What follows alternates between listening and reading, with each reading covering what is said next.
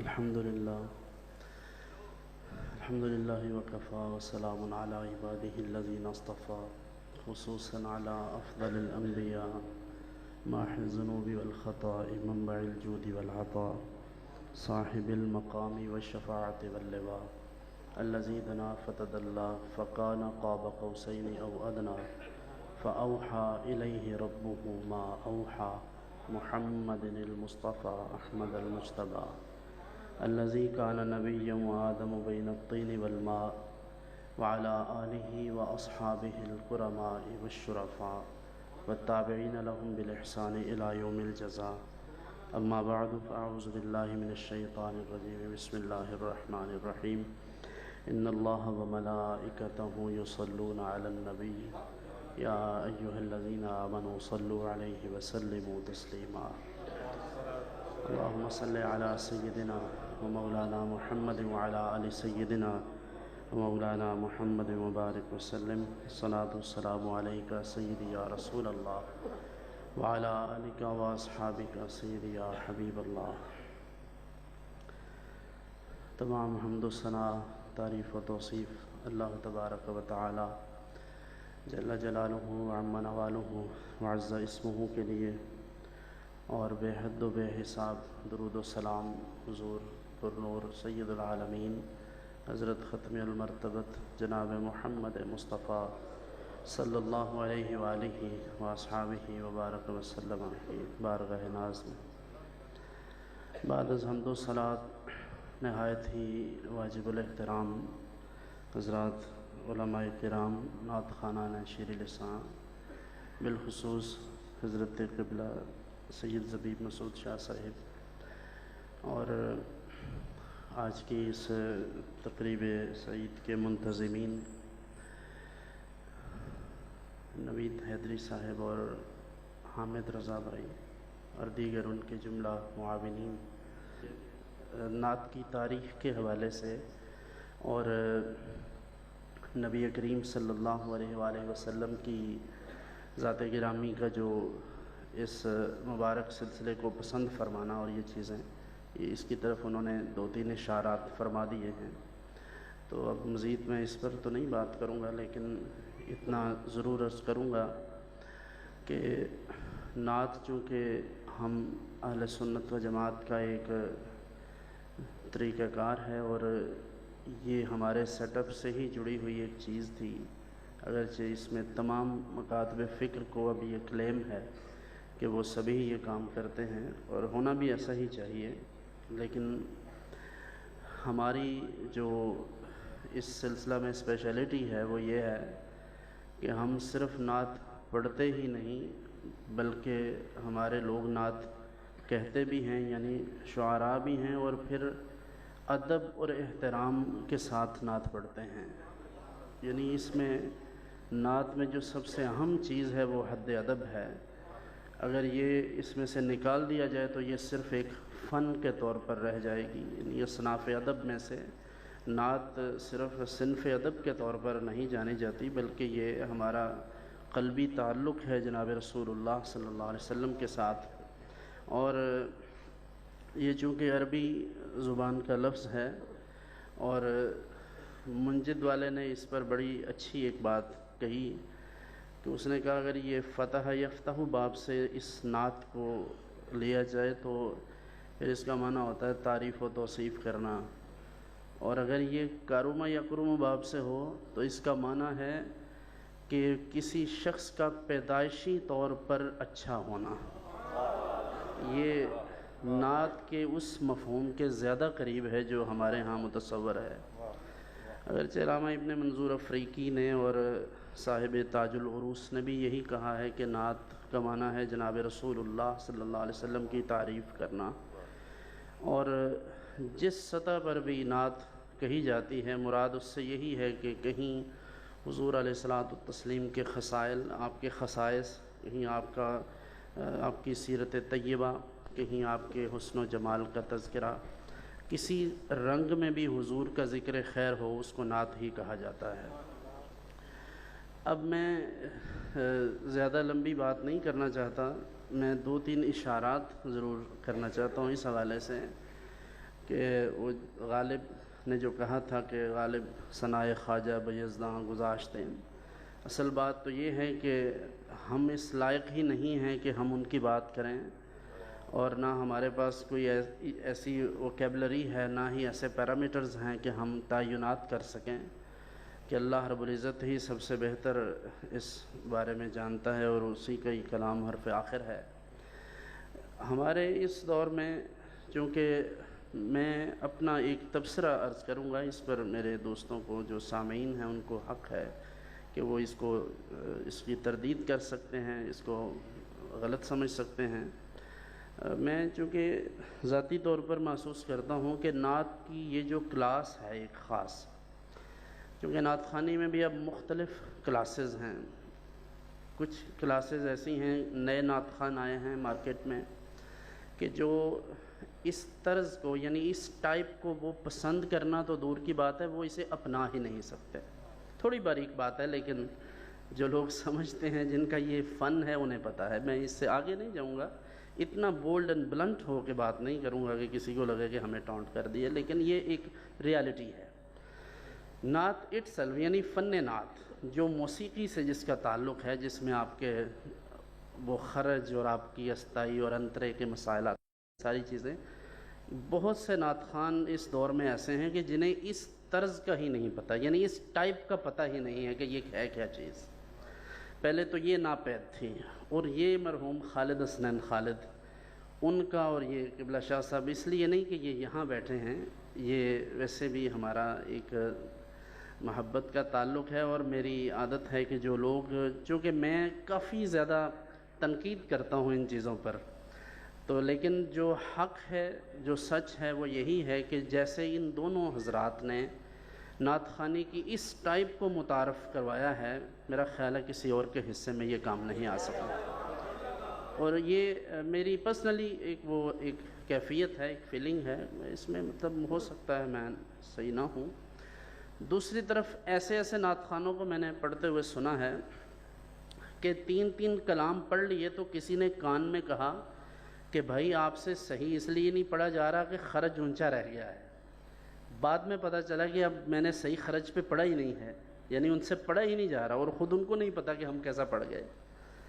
تو پھر اس میں کلام کا انتخاب کہ کیسا کلام ہونا چاہیے، اور خالد حسنین خالد علیہ الرحمہ وہ تو ایسے بندے تھے، میں ان کی کلام کو سنتا ہوں اور اس کو باقاعدہ محسوس کرتا ہوں، اس چیز کو آپ سے بھی وہ تبصرہ عرض کرتا ہوں، شیئر کرتا ہوں وہ چیز، کہ مثال کے طور پر گرا، چونکہ وہ ایسی لگاتے تھے، گرا کے بادشاہ کہوں گا میں ان کو، کہ ایسی گرا بندی نہیں کسی کو دیکھا کرتے ہوئے، اور اتنی پھر گرا میں گرا پر چلے جاتے تھے، گرا در گرا، اور اتنا ڈیپلی جاتے تھے۔ اچھا، پھر ان کی ایک خصوصیت یہ بھی تھی کہ ان کی گرا اتنی سہل ہوتی تھی کہ جو سامنے سننے والا بندہ ہے فوراً اس کو اپیل کرتی تھی کہ یہ کیا کہنا کیا چاہ رہے ہیں۔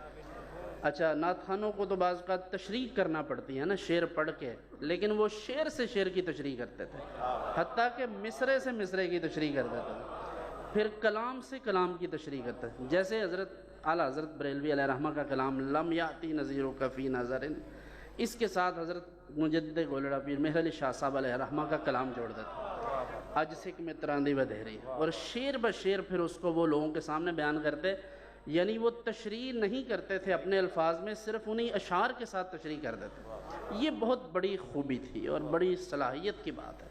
اچھا، پھر ان میں ایک خاصیت یہ بھی تھی، میں اکثر یہ تبصرہ کرتا ہوں اور مجھے اس میں کوئی عار نہیں ہے کہ یہ تبصرہ شائع کر دیا جائے، کسی کو دکھا دیا جائے، کہ بہت سارے نعت خوان اور بہت سارے خطیب جو ہمارے اس دور کے خطباء ہیں، انہیں کسی اچھے پیر کی، یعنی جس کی فین فالوئنگ زیادہ ہو، یا کسی ایسے دنیا دار کی، کسی ایسے اچھے سپانسر کی ضرورت ہوتی ہے کہ جو انہیں پروموٹ کرتا ہے، ان کے جو پروموٹی ہوتے ہیں۔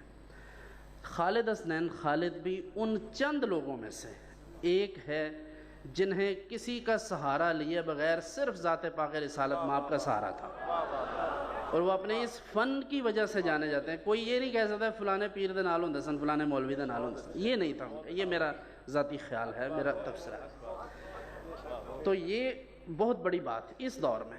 پھر وہی بات جو حضرت قبلہ پیر معظم الحق صاحب زیدہ مجدہ نے فرمائی ہے، اور یہ بات، یہ میرا اور ان کا اجتہاد موافقت کر گیا ہے. میں بھی یہ بات سوچ رہا تھا، یہ بہت زبردست بات تھی، اور انہوں نے اس کو ڈانٹا اس بندے کو باقاعدہ کہ میں کیسے کر سکتا ہوں یہ، یعنی جو حضور علیہ الصلوۃ والتسلیم کے لیے لکھا گیا ہے وہ کسی اور کے لیے کیسے پڑھ سکتا ہوں. میں اس میں ایک جملے کا اضافہ کروں گا. اپنے تمام جو ہمارے مذہبی جنون جن پر طاری ہے، جن دوستوں پر، ان سے معذرت ہے کہ یہ دراصل شرک فی الرسالت کی قبیل سے ہے. یعنی کہ وہ کام، اور یہ اس میں تھوڑا سا اس کو الیبریٹ کرتا ہوں میں، کہ وہ چیز، وہ کام، وہ اوصاف اور وہ خصوصیات، اور یہ وہ خاصیات، خاصہ وہ مناطق والا جو کہتے ہیں ما یوجد فیہ ولا یوجد فی غیرہ، جو صرف اور صرف جناب رسول اللہ صلی اللہ علیہ وسلم کے اندر ہے، کسی اور سے اس کی توقع کرنا بھی کفر ہے. یعنی میں دیکھیں مثال کے طور پر، میں اس کو اس مثال سے عرض کرتا ہوں کہ کسی شخص سے، کسی کی رائے سے اختلاف کرنا. مثلا میں بات کر رہا ہوں، میری رائے سے حضرت اختلاف کریں، آپ اختلاف کریں، کوئی کر لے، کر سکتا ہے، لیکن یہ وصف صرف اللہ کے رسول صلی اللہ علیہ وسلم کا ہے کہ جو ان کی رائے سے اختلاف کرے وہ دائرہ اسلام سے خارج ہو جائے. لیکن ایمان سے کہیو کہ آج ہمارے مذہبی پیشوا، خواہ وہ پیر ہیں، خواہ وہ مولوی ہیں، خواہ وہ کسی کا کسی رنگ میں بھی لیڈر ہے، حتیٰ کہ ہمارے سیاستدانوں کے بھی یہی حالات ہیں کہ آپ ان کی رائے سے اختلاف کریں، ان کے پیر سے، ان کے لیڈر سے اختلاف کر کے دیکھیں، وہ آپ کو دین سے باہر نکال دیتے ہیں. کیا یہ شرک فی الرسالت نہیں ہے کہ جو کام صرف جناب رسول اللہ صلی اللہ علیہ وسلم کا حق تھا، ہم نے وہ حق اٹھا کر دوسروں کو دے دیا ہے؟ یہ صرف ایک ذات پاک ہے کہ جن کی ذات گرامی سے اختلاف کرنا کفر ہے. باقی کسی سے بھی آپ اختلاف کر سکتے ہیں، علمی اختلاف ہے، فکری اختلاف ہے، سیاسی اختلاف ہے، سماجی معاملات کے، لسانیات کے، برادریوں کے اختلافات ہیں. تو یہ چیز بھی پیش نظر رہے کہ یہ شرک فی الرسالت کے قبیل سے ہے کہ جو چیز اللہ کے رسول صلی اللہ علیہ وسلم کے لیے کہی گئی ہے وہ کسی اور کے لیے کہہ دی جائے اور کسی اور کی نظر کر دی جائے. پھر ایک اور چیز، اگر میں وقت زیادہ نہیں لے رہا تو، کہ اس دور میں آپ دیکھ رہے ہیں بدعقیدگی کا ایک سیلاب ہے اور ایک پورا طوفان بپا ہے. ایسی بدعقیدگی میں اور ایسے افراط و تفرید کے ماحول میں یہ بھی خالد بھائی کا کمال تھا کہ اس شخص نے نہ اس طرف جھکاؤ رکھا نہ اس طرف. میں بس اس سے زیادہ بولڈ نہیں ہونا چاہتا، لیکن یہ آپ سمجھ سکتے ہیں، اور اس کی مثال ان کے کلام میں،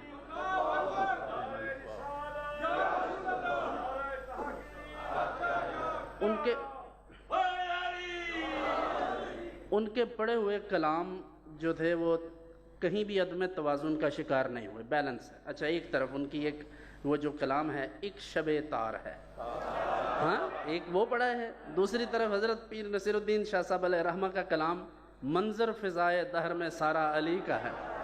نہ ادھر کو زیادہ گئے ہیں نہ ادھر کو گئے ہیں. یہ خوبی ہے، مطلب میں نعت خوانوں کی اور خوبیاں نہیں گنوا سکتا، میرے نزدیک یہ بڑی خوبی ہے. باقی فن کے اعتبار سے تو یہ شاہ صاحب زیادہ بہتر جانتے ہیں کہ وہ کیسے بندے تھے.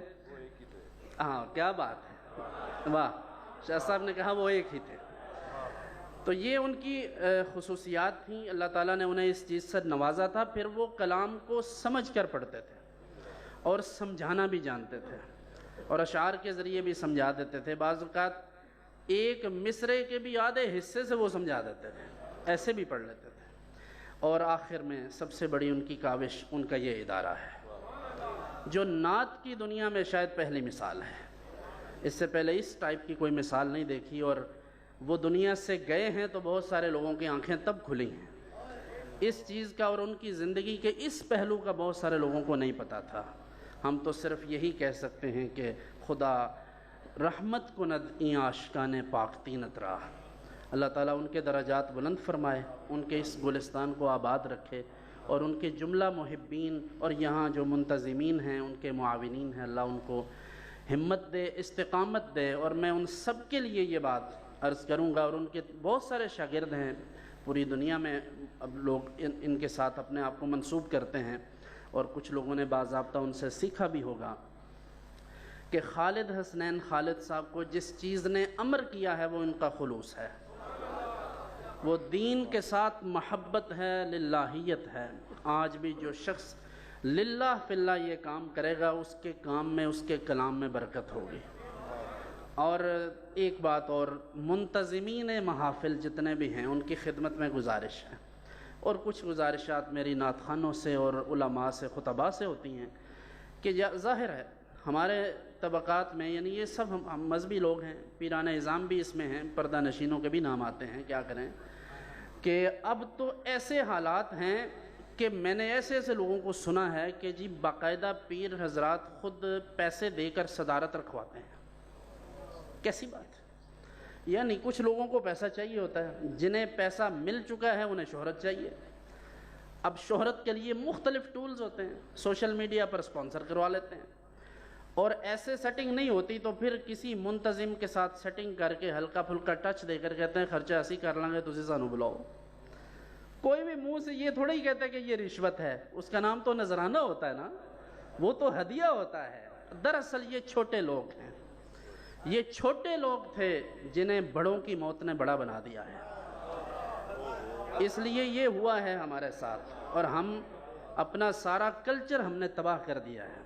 اب اس میں دو چیزیں ہیں، ایک تو وہ نعت خوان اور وہ علماء اور خطباء ہیں، وہ پیران طریقت ہیں جن کی سادگی، عاجزی اور انکساری کو اور للہیت کو ہم خوب ان کی آزمائش بناتے ہیں۔ یعنی اگر کوئی ہم سے پیسے نہ مانگے، میں سیدھی بات کرتا ہوں، کوئی ہم سے پیسے نہ مانگے تو ہم بھی نہیں دیتے۔ کیسی بات؟ یعنی جو آپ سے ڈیمانڈ نہیں کرتا آپ بھی اسے نہیں دیتے، اور جو ڈیمانڈ کرتا ہے وہ 3rd کلاس نہیں 5th کلاس کا بھی خطیب ہو، آپ اس کے اکاؤنٹ میں پہلے پیسے لگاتے ہیں پھر اس کو بلاتے ہیں۔ کیسی بات؟ اور اس کا لیول، اس کا ویژن، اس کی سوچ، اس کا مبلغ علم یہ ہوتا ہے کہ اسے وضو کے بنیادی اور استنجے کے مسائل نہیں آتے۔ یہی حال نعت خوانوں کا ہے کہ وہ نعت خوان جنہیں اس فن کی مبادیات نہیں پتہ، اصول و ضوابط نہیں پتہ، اس کے آداب نہیں پتہ، آپ ان کو صرف اس لیے بلاتے ہیں کہ فلاں چینل پر آتا ہے، فلاں کے پاس آتا تھا، فلاں کے پاس جاتا ہے۔ اور دوسرا یہ کہ سیٹنگ ایسی ہے نفسیاتی طور پر، میں حضرت سے بھی راستے میں عرض کر رہا تھا کہ اس ٹیریٹری کا، شاید ہمارے اس پورے خطے کا یہ مسئلہ ہے کہ جو شخص اپنے نام کے ساتھ قطب الاقطاب لکھتا ہے، لوگ سوچتے بھی نہیں یہ ہوتا کیا ہے قطب، اور لوگ ساری زندگی اس کو قطب ہی کہتے ہیں۔ ایک دوست سے میں نے کہا یار آپ اپنے نام کے ساتھ یہ لفظ کیوں لکھتے ہیں؟ تو اس نے کہا کہ حضرت اگر میں نہ لکھوں گا تو کوئی اور لکھ لے گا۔ سبحان اللہ، کیسی سائنس ہے، کیسا دماغ چلتا ہے ان کا۔ اور اب یہ ہے، اور آپ ساری زندگی آپ کے مریدین، آپ کے محبین آپ کو کچھ نہ لکھیں تو لوگ کہتے ہیں یہ کچھ بھی نہیں ہے۔ یہاں کچھ بننے کے لیے صرف ایک پوسٹ کی ضرورت ہے، فیس بک پر کچھ بھی لکھ کر لگا دیجئے، آپ وہ بن جائیں گے۔ لیکن حق یہ ہے کہ ایسا ہوتا نہیں، اللہ کے ہاں یہ سارے پیرامیٹرز نہیں ہیں۔ آج تو یہ 2 4 10 سال کے لیے دھوکہ دے لیں گے، لیکن مرنے کے ساتھ ہی جیسے ہی آپ کی آنکھیں بند ہوں گی، دراصل تو آپ کی آنکھیں کھل جائیں گی۔ اس لیے میری گزارش ہے کہ کسی کے ساتھ ڈسکریمنیشن نہ کی جائے۔ جو عزت کے لائق ہیں وہ وہی لوگ ہیں جو آپ کی عزت کرتے ہیں، جنہیں محفل میں اینڈ پر آنا ہوتا ہے، جنہیں 8 10 لوگ بٹھائے ہوتے ہیں نعروں کے لیے، استقبال کے لیے اپنے بندے سیٹ کیے ہوتے ہیں، پھولوں کی پتیاں اور پھولوں کے ہار شہر سے خود منگوا کر سیٹنگ کر کے جو ان کو تیار کرتے ہیں، جو انٹری کے لیے محفل میں نعت خوان یا پیر یا کوئی بھی مولوی شولوی جو بھی ہوتے ہیں، جو اپنے بندے سیٹ کر کے رکھتے ہیں کہ جب ہم آئیں تو ذرا ایسا ماحول ہونا چاہیے، دراصل یہ چھوٹے لوگ ہیں۔ یہ وہی لوگ ہیں کہ جب کمینے عروج پاتے ہیں اپنی اوقات بھول جاتے ہیں، یہ وہ لوگ ہیں دراصل۔ آج بڑا ہونے کے لیے مجھے بڑا دکھ ہے ان باتوں کا۔ کل میں ایک شادی پر، ایک نکاح پر تھا، ہمارے علاقے کے ایک عالم ہیں، ان کے بیٹے کا نکاح تھا۔ مجھے انہوں نے کہا حضرت آپ کتنے بجے پہنچیں گے؟ میں نے کہا آپ بتا دیں۔ میں نے کہا بتا دیں ٹائم؟ کہتے ہیں آپ 2:30 بجے پہنچیں۔ میں 2:25 پہ وہاں پہنچ گیا، میری عادت ہے۔ آج بھی ہم تھوڑا لیٹ ہوئے ہیں تو ان کی طرف سے کچھ اشارات تھے تو ایسے ہم 5-10 منٹ اوپر ہو گئے۔ اچھا، وہ میں نے جب وہاں پہنچا، میں نکاح پڑھا دیا۔ ابھی ہم یہ بات کر رہے تھے کہ آج کل یہ علامت سمجھی جاتی ہے بڑے بندے کی کہ وہ لیٹ آتا ہے۔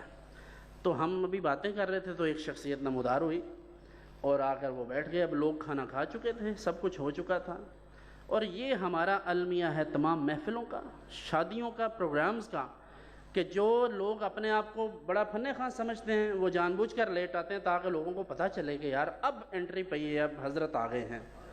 یہ دراصل چھوٹے لوگوں کی دلیل ہے، نشانی ہے۔ بڑے لوگ وہ ہیں جو وقت کی پابندی کرتے ہیں، بڑے وہ ہیں جو لوگوں کی عزت کرتے ہیں۔ اگر کوئی شخص برسر مجلس میرے ہاتھ چومتا ہے بالفرض، تو میرے متعلقین اور محبین اور جو کیمرہ مین ہے وہ اس کو کیپچر کر لیتا ہے اور بعد میں اس کو پیج پہ لگاتے ہیں۔ یہ بڑا ہونے کی نہیں، چھوٹا ہونے کی دلیل ہے۔ یہ کمینہ پن ہے، گھٹیا پن ہے کہ کوئی شخص آپ سے محبت کرے اور آپ اس کو نشر کریں۔ کوئی اپنی عقیدت میں آپ سے جھک کر ملتا ہے، آپ فوٹو لگا دیتے ہیں کہ فلاں بھی ہمیں جھک کر ملتا ہے۔ ان چیزوں نے آپ کی محافل کی برکت اٹھا دی ہے۔ محفل میں آپ سب چند لوگ ذوق کے لیے آتے ہیں، باقی سارے خانہ پوری کے لیے آتے ہیں۔ کوئی لنگر کھانے آتا ہے۔ کتنی بدقسمتی ہے ہمارے سسٹم کی کہ اتنے اتنے بڑے نام، اتنے اتنے بڑے عنوانات اور اتنی اتنی بڑی شخصیات کا پروگرام میں آنا، لیکن عوام کو پورے اشتہار میں صرف ایک جملے سے دلچسپی ہے کہ لنگر کا انتظام ہوگا۔ کیا یہ وہ لنگر نہیں ہے جو مل رہا ہے اس وقت، جو ابھی پڑھ رہے تھے؟ یہ لنگر نہیں، اس سے بڑھ کر کوئی لنگر ہو سکتا ہے؟ اور پھر میں یہ کہا کرتا ہوں کہ یہ لنگر جس پر آپ دروازے سے نکلتے وقت جان نچھاور کر دیتے ہیں اور آپ مرنے تک پہنچ جاتے ہیں، ایک دوسرے کی درگت بنا دیتے ہیں، یہ لنگر کوئی انوکھا لنگر ہے؟ اعلیٰ حضرت نے کہا تھا لا ورب العرش، جس کو جو ملا ان سے ملا، کہ بٹتی ہے کونین میں نعمت رسول اللہ کی۔ جو گھر میں لنگر کھاتے ہیں وہ بھی حضور کا لنگر ہے۔ اس پر جان نہ قربان کریں، اس پر قربان کریں جس کے لیے حضور رات کھڑے رہ کر اللہ کی بارگاہ میں عبادت کرتے، اور اللہ فرماتا کہ طٰہٰ ما انزلنا علیک القرآن لتشقیٰ، سونے قرآن اس لیے تو نہیں اتارا کہ آپ خود کو مشقت میں ڈال لیں۔ یہ اصل لنگر ہے۔ اس لیے بس یہی درد دل ہے، تکلیف ہوتی ہے، اور اتنے اتنے اچھے لوگ ہیں، اللہ ان کو سلامت رکھے۔ اور پھر میں آخری بات یہ عرض کروں گا کہ زندوں کی قدر کر لیجئے۔ ہاں، جو چلے گئے ہیں ان کی قدر تو کرتے ہیں، زندوں کی بھی کیجیے۔ اور ہمارے ہاں یہ رواج ہے کہ جب بندہ چلا جاتا ہے پھر اس کے قصیدے بیان کرتے ہیں، اس کے لیے بکرے پکاتے ہیں، اور جب وہ جیتا ہوتا ہے اس کے ساتھ سیدھے منہ سلام بھی نہیں لیتے۔ اللہ ہمارے حال پر رحم فرمائے، خالد حسنین خالد صاحب کے درجات بلند فرمائے، انہ علی کل شیء قدیر۔